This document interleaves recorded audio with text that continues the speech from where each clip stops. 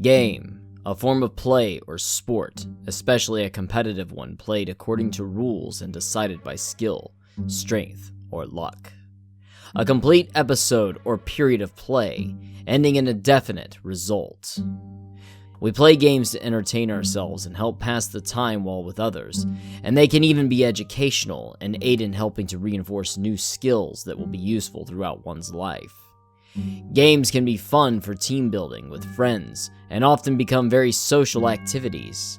We play them for competition and the rush it brings from winning.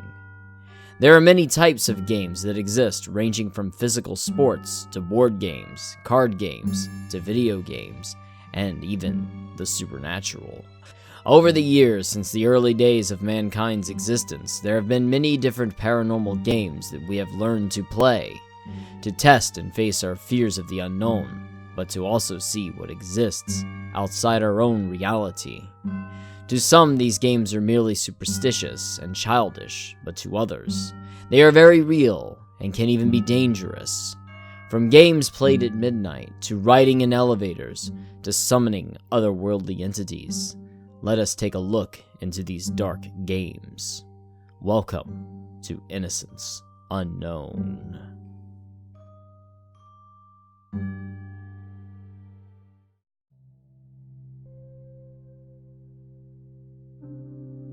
Not every game ends with the winner walking away with a prize, but given the satisfaction of outsmarting their opponents. This alone can make the game worth playing. However, not all games are meant to be played with others that are mortal. There are plenty of games that only require the participation of an otherworldly presence. This is the case when it comes to playing the Midnight Game. The game is simple, and as with all games, there are rules to follow and a basic setup to perform. Now let us delve in how to play.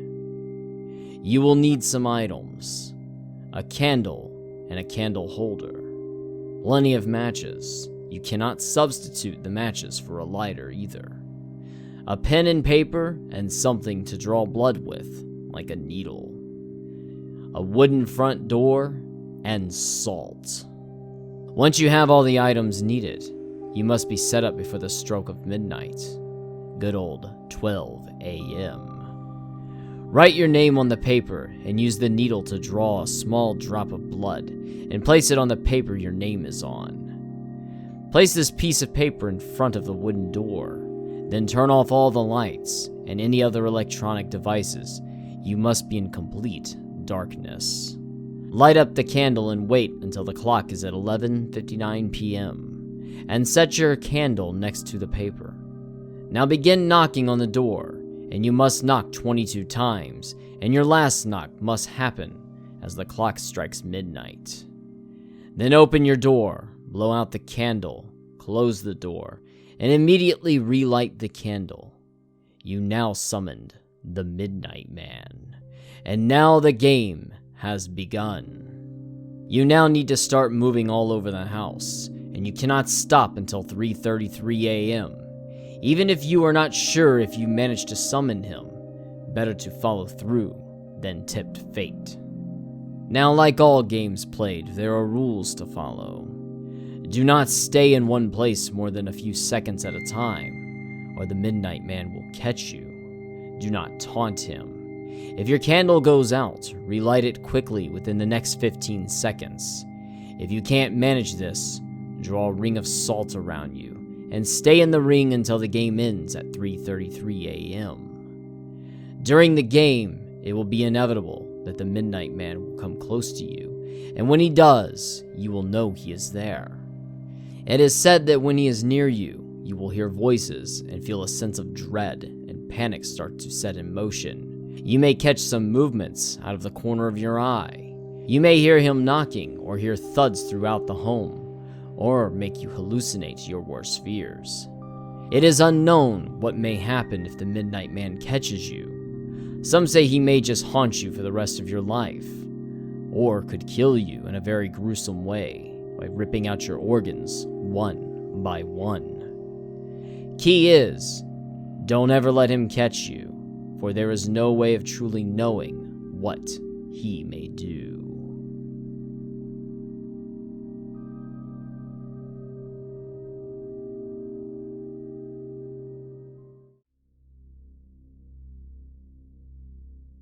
Most paranormal games require the summoning of a spirit or entity to the mortal plane. These entities can be benevolent, or they could be dark and evil. Also, of course, not all these games require a heavy amount of items and time to set up and play. Now let's play a quick game of the Closet Game. All one needs to play is a match and a way to light that match. Now step in your closet in the dark and call out, "Show me the light," or "Leave me in darkness." Once this is said, listen carefully. You will hear something whisper to you while you stand in the darkness. Once you hear this, light the match as fast as you can and quickly step out of the closet. Now you won the game and defeated your otherworldly opponent. As with many games of skill and chance, there is always a high stake to take if you fail, or even for just playing the game. It is said that a demon will drag you down to hell with it. However, if this doesn't happen, you can now live with the fact that you summoned a demon into your closet, and they will now dwell within there from here on then.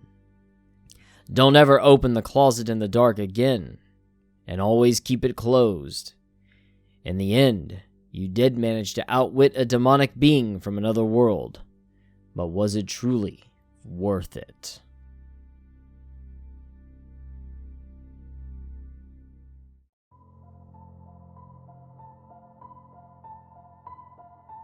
Not all paranormal games are from the days of the past, but have evolved to fit the modern era. Though things evolve and change, we, as people, still have things that we want in life, but sometimes it is out of our grasp. From a love interest, material objects such as a new car, money, and wealth, or even bettering our health, we all have a wish to make. There is a way to obtain those wants, and all it requires you to do is to drive down a lonely road at night in your vehicle or motorcycle. This is what we call the 11-mile game. This is a one-player game, and the rules are simple and easy to follow. First rule of all, you must be alone. Find a nice long stretch of road to drive on late in the night, preferably, to make sure there is as little traffic as possible. The road must be on a back road in a dense, wooded area or forest. Now it is time to begin the game. Start driving down the road and keep your eyes open in your mind. Keep driving until you find the 11-mile road. You will know when you find it. Your intuition will let you know. Once you've found the road, turn down it and stop for a few minutes. Or if you're ready to continue, go ahead on. It is best, though, to take this time to collect your thoughts and clear your mind for a moment. Keep in mind, this is the only point where you can stop driving, as well the last chance you have to turn back. Once you continue on, there are some rules one needs to follow. Turn off your radio. You cannot have any music playing. You must have silence. Just you and the humming of your vehicle's engine. Keep all your doors closed and your windows up. You cannot open any doors or roll any windows down, unless, of course, you're on a motorcycle. No matter what you hear or what you see in or outside the vehicle, you cannot stop and investigate. Just keep on driving. At no time are you allowed to use your phone or any other electronic devices. Just focus on the drive. Finally, most important of all, for your safety, do not go beyond 30 miles per hour. Now start driving. During the first and second mile, nothing much will happen, but it might begin to get cold and chilly in your vehicle. If need be, you may turn on the heat and warm it up a bit. On the 3rd mile, you will start to see movement around you. Don't take your eyes off the road and ignore anything you see. Just keep driving. At the 4th mile, you will start to hear voices in the vehicle with you. Ignore them and keep driving. Don't let them get to you. In the 5th mile, the trees may begin to clear up. You may spot a lake in the distance, or see a glow of the moon and the stars in the sky. This may be a pleasant and beautiful sight to behold, but don't stop. By the 6th mile, the clearing will end and you will be back in the forest. The stars will be gone and the trees will be all that surrounds you. Your headlights will start to flicker and the radio will start to speak to you and even tell you to do things. Don't attempt to turn off the radio. Just ignore it. No matter what, do not stop driving. In mile 7, you may start hearing more voices speaking to you from the back seat. Don't look around, just focus on the drive and keep going.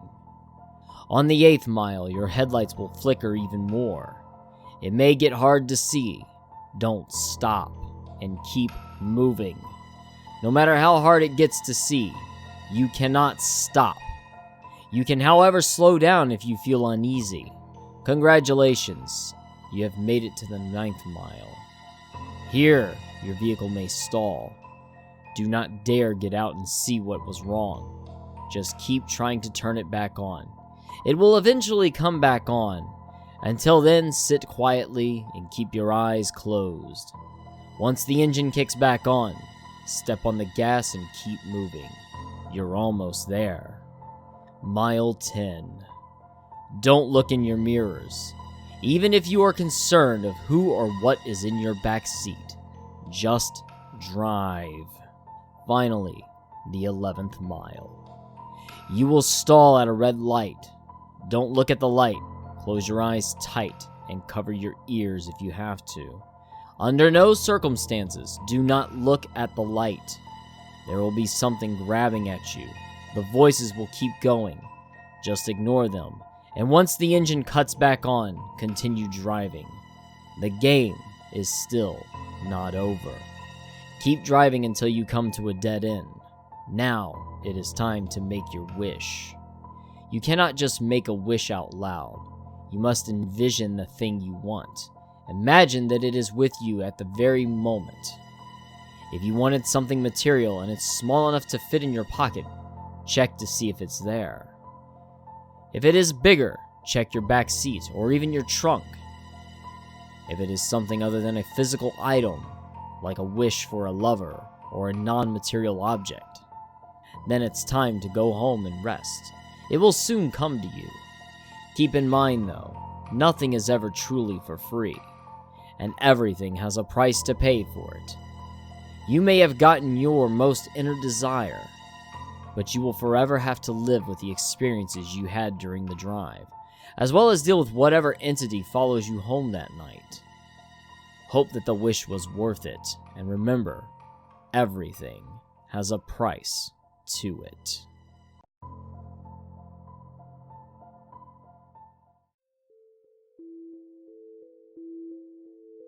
It is believed by some that our universe is but one of many others that exist. It's possible that these universes could run parallel to our own, or they could just be the same as ours with slight changes and alterations, and they could be complete opposite. One could be light and one could be darker. Regardless of the case, there are some games one can play to possibly open a door to another of these universes and let one pass through and visit. This is exactly the case with the elevator game.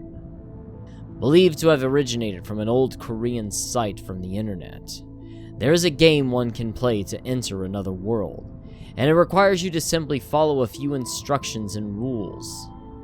There have been accounts of others claiming to have played this game, and some have shared their experiences, but nothing that can truly be proven. Many have even theorized that the mysterious death of Eliza Lamb was due to her playing this game. Nonetheless, let us learn how to play the elevator game, and how to visit a whole new world. To make this work, you must visit a building that has at least 10 floors that are all reachable by elevator. When you board the elevator, there can be no one with you. If you are not alone, it will not work. It would be best to play this game late at night, when there will be less chance of anyone interfering or interrupting things. Make sure you enter from the first floor and proceed by following these instructions. Press 4, and when you reach the 4th floor, stay on the elevator and press to go to the 2nd floor. Once there, press 6 and wait to reach the 6th floor. When you arrive, press to go to the 2nd floor again. After the ride down, it's time to visit the 10th floor, and then press the button to go to the 5th. This is where things begin to go beyond the point of no return. After you stop at the 5th floor, a woman will board the elevator with you. Do not acknowledge this woman. Do not speak to her. Do not talk to her. She isn't human, and if you do, she may take you away to an unknown place and keep you as hers. It is also said that it may not be a grown woman, but a young girl as well. With your newly acquired visitor from beyond aboard, press to visit the 1st floor, and remember, don't look or talk to your visitor. When the doors close, the elevator will not go back down, but instead will go up to the 10th floor.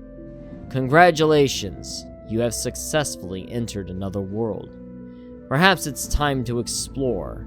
If you choose not to, then press the button to go back to the 1st floor. If it doesn't work, keep pressing until the doors close, and the elevator starts going back down. Once you make it to the floor, leave immediately, and don't even look back, just go. When you try to leave the elevator, the woman will ask, "Where are you going?" Do not answer her, as once again, she may take you away for herself.